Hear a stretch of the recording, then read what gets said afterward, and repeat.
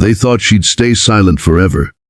They thought pushing her down the stairs would be the end of her story. But when she stood back up, with blood running down her knees and a calm fire in her eyes, everyone realized they had no idea who she really was, because the quiet girl they just bullied was trained to fight back in ways they could never imagine. It was the first week at Westbrook High. The hallways buzzed with laughter, sneakers squeaked on the shiny floors, and groups formed as if everyone already knew where they belonged. Everyone, except one girl. Her name was Lina Moore. 16 years old, new in town, she walked with her backpack hugging close to her chest, her brown hair always tied in a neat braid, and her voice barely above a whisper when teachers called her name. Lina didn't try to make friends. Not because she didn't want to, but because she'd learned what happened when you tried too hard. Her family had moved 5 times in the last 3 years. Every time she started to feel comfortable, life yanked her away again. Her father had passed away when she was 12, and since then, her mom, an ex-military nurse, had done everything to keep them afloat. But being the new girl, over and over again, had turned Lina into a shadow. She sat alone during lunch, sketching quietly in her worn-out notebook. Her drawings were detailed, faces of people in pain, hope, courage, and if anyone had looked closer, they would have seen an entire world behind those lines. But no one did, except one boy, Ethan, who sat near her in English class. He'd noticed the way she flinched whenever someone shouted too loud, or how she always offered her seat to others without being asked. "Hey, you draw really well," Ethan said one afternoon as she shaded a figure in her book. Lina looked up, startled. "Thanks," she whispered, but before they could speak more, a mocking voice interrupted. "Well, look who's trying to get cozy with the ghost girl," sneered Maya, one of the most popular girls in school. Her group, Tara, Ben, and Lucas, snickered behind her. "You sure she even talks, Ethan? Maybe she just grunts." Lina looked down, embarrassed. Ethan frowned. "Knock it off, Maya." "Oh, relax, I'm just saying Maya smirked. "Welcome to Westbrook, Mouse Girl." The nickname stuck, and from that day on the quiet girl became the target. At first, it was little things, sticky notes on her locker saying "go back to where you came from," her sketchbook missing and found later in the trash, her lunch tray accidentally knocked over. Lina never reacted. She just picked up her things, wiped her tears when no one was looking, and kept her head down. But inside, as she was changing, each insult was like a drop of water falling on stone, soft at first but relentless. And she felt something building, a pressure she couldn't let out. Ethan tried to stand up for her. "They're idiots, Lina. Just ignore them." But she shook her head. "It's okay. I've been through worse."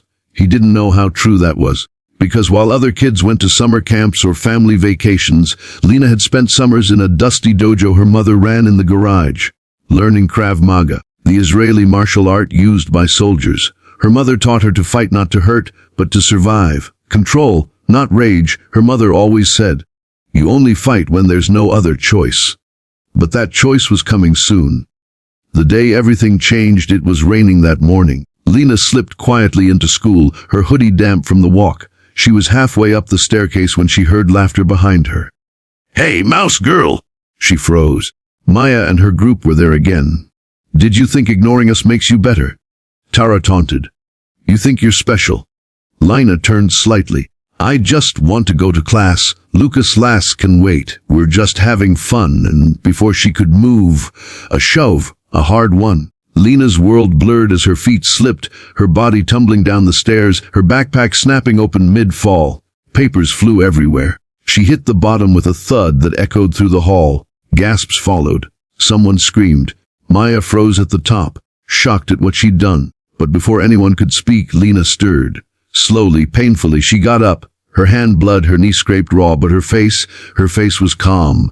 She looked up the stairs, right into Maya's eyes. The hallway fell silent, and in that silence something broke inside her. Lina didn't shout. She didn't cry. She simply walked back up those stairs, one step at a time. Every student nearby moved aside. Even Maya looked uncertain now. When Lina reached the top, she stood face to face with her bullies. Her voice was quiet, but steady. "You shouldn't have done that." Lucas laughed nervously. "Or what, Mouse Girl? You'll cry on us?" But before he could blink, Lina's hand moved, fast, precise. She twisted his wrist, dropped him to one knee, and with one fluid motion, pushed him down gently, but firmly, against the wall. The hallway gasped. Tara reached for her, but Lina sidestepped, grabbed her elbow, and pivoted, sending her sprawling with a controlled sweep. Only Maya remained, eyes wide, backing away. What are you doing?" she stammered. Lina's voice was cold now.